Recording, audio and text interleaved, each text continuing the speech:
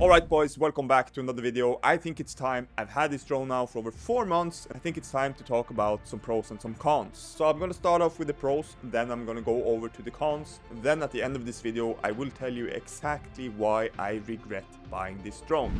Alright, so the first pro I have on my list is going to be the 70mm and the 168mm lens on this drone. I love the quality. I think both of these lenses are fantastic.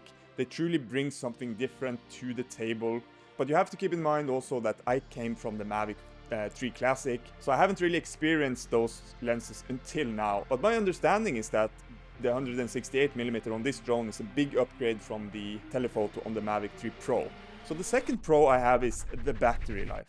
I know they market it for above 50 minutes, but you're never gonna get that. It's still a huge upgrade from the Mavic 3 series. Every time I'm out flying, I always think and I feel like, oh, my battery is gonna run out soon. And then I look at the battery life and nope, still have plenty to go. So I think that's a huge strength for this drone, great battery life. And if you have 3 batteries, I think you are in very, very good shape. Alright, so the next pro, the Infinity Gimbal. I know there's a lot of hate-love relationship to the Infinity Gimbal. I absolutely love the Infinity Gimbal. I really love that I can get more out of my shots and be more creative, because that is what it comes down to. It's just a tool to be more creative, and especially the tilt. It's so awesome what I can get out of the tilt from this drone compared to my Mavic 3, for example.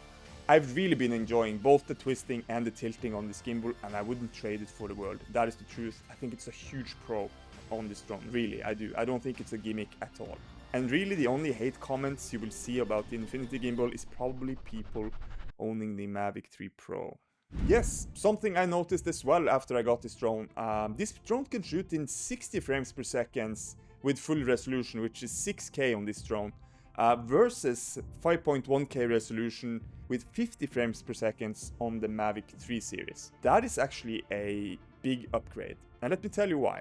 It gives you the option to slow down the footage even further. And it's important that you can slow down the footage with the full resolution sensor, because the 4K 120 quality on this drone, it's not good. It's not great. Now, I was really hoping for really good quality 4K 120 when the Mavic 4 Pro released, but it looks like it's the same old 4K 120 that we had on the Mavic 3 series. Alright, so next pro is a huge pro.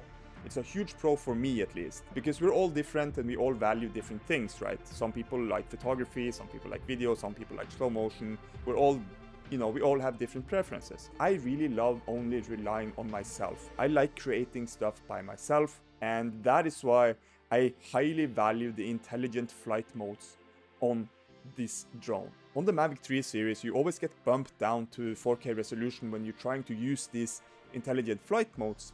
On this drone, you don't get punished. You actually can shoot with the active track with the full resolution.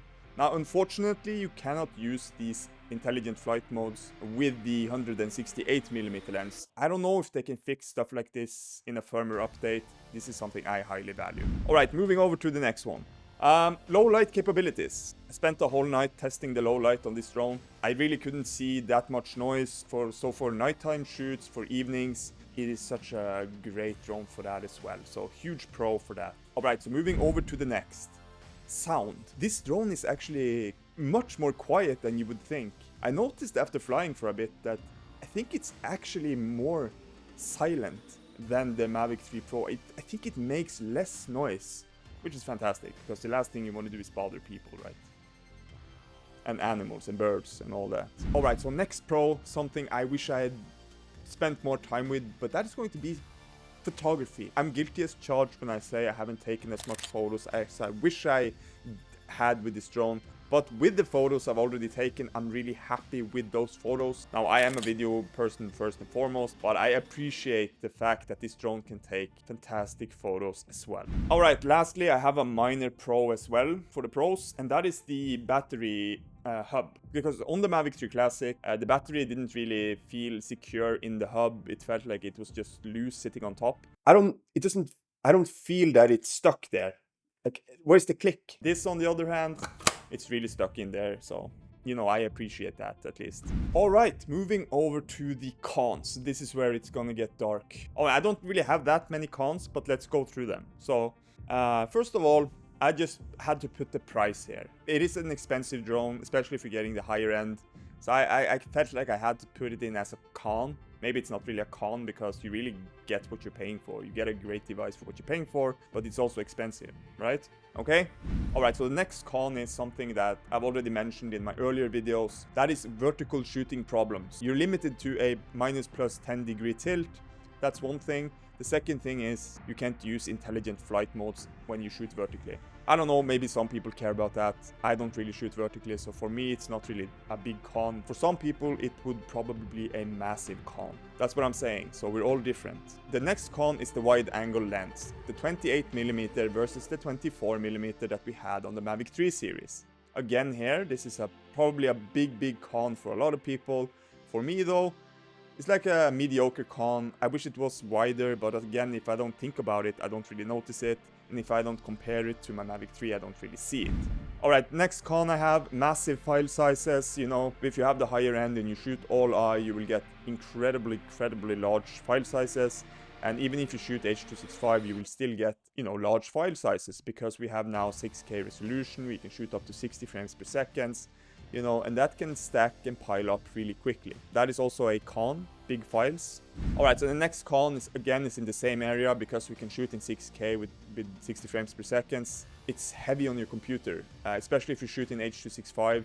I've definitely noticed that on my computer. That is kind of the downside of getting high-end devices. You have to upgrade your other stuff around it. Also a minor con, the bag. I don't know what DJI was thinking here, but why does it not have a zipper? I don't use that bag purely because of that. Alright, so next thing. If you haven't noticed, I haven't mentioned the controller that came with this drone. This is the RC Pro 2. I bought the most expensive package and I got this controller with it. I know there's people out there that loves this controller, and I know there's people out there that's not really a huge fan of this controller. I'm somewhere in between. I appreciate this controller's bright screen, I appreciate the big screen, and I appreciate the ease of use. Because when you open it, it turns on. I can appreciate that. But with that said, I don't care about this at all, because I don't shoot vertically. I don't care about the full-sized HDMI underneath. I never use it. It's big, it's heavy, it's bulky. I live in a place where I'm surrounded by mountains. We have all 4 seasons here. And when I'm out on top of a mountain, dragging this controller up out of my backpack, it doesn't feel good. It feels misplaced. It doesn't feel right for that environment. But on the other hand, when I'm at the beach or something like that and I bring it out, it feels a little bit better. But I know for a fact that this controller is a huge con for a lot of people out there. I'm not trashing this controller, I'm just saying maybe it's not really for me. You know, that's what I'm saying. Alright, so next up, let's talk about the biggest pro and the biggest con. So let's start off with the biggest con first. Biggest con, as I see it for this drone comes in at over 1 kilo. Why does that matter? Well, because it weighs over 900 grams, they had to put the C2 on it, while the Mavic 3 series is C1. This means that you are much more limited to how you are allowed to fly this drone, unless you go and upgrade your license to the A2 certificate. Alright, but let's move over to the biggest pro. You probably heard that the meta now is to shoot in D-Log-M with the ISO set to auto. That is a crazy world we live in right now. It doesn't make any sense, but this is how you shoot with the Mavic 4 Pro if you want the best image quality possible, which is a huge pro because it really takes away all the hassle with exposure, with having to deal with how to expose D-Log and stuff like that. So it's much easier for consumers to get great shots. You could argue that that's also a con because, you know, I like the fact that we need skills in order to get the best shots, because the easier it gets, the harder it gets to stand out. And this brings me over to why I regret buying this drone. The reason I regret buying this drone is because of all the reasons I just mentioned. First of all, this controller. It's not a big deal for me.